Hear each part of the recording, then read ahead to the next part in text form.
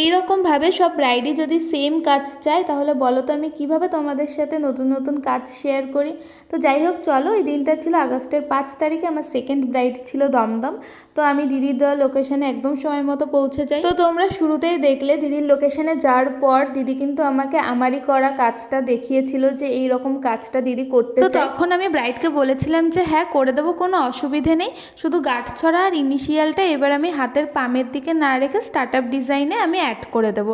তো ব্রাইডও আমার কথায় রাজি হয়ে যায় আর বলে ঠিক আছে, এরপরে তুমি তোমার মন মতো যা খুশি করে দিতে পারো, কোনো অসুবিধা নেই। কিন্তু সত্যি কথা বলতে জানো তো কি, ব্রাইড যেটা চায় সেটা করে দেওয়াটা খুব দরকার, কারণ ব্রাইডের এটা স্পেশাল দিন আর ব্রাইডের বক্তব্যটা ইম্পর্টেন্স দেওয়াটাও খুব দরকার।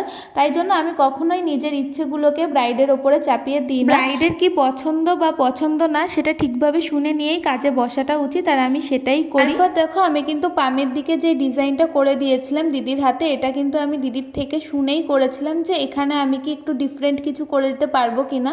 তো দিদি রাজি হয়ে যায়, বলে কোনো অসুবিধে নেই, তুমি করে দাও।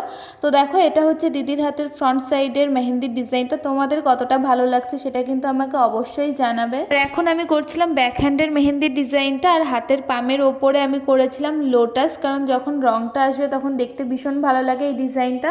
আর এই দেখো দিদির হাতের ব্যাক হ্যান্ডের মেহেন্দির ডিজাইনটা, এই ডিজাইনটা কিন্তু ভীষণ সুন্দর লাগছিল সামনে থেকে, আরও দেখতে বেশি ভালো লাগছিল। তারপরে এখন আমি কাকিমার হাতে মেহেন্দি করে দিয়েছিলাম, আর মেহেন্দি করার পর বলছিল আমার একটা ভিডিও নেবে না তুমি, তো কত কিউট করে বলেছিল। যাই হোক আজকের মতো দিনটা এখানেই শেষ করলাম, তো টাটা।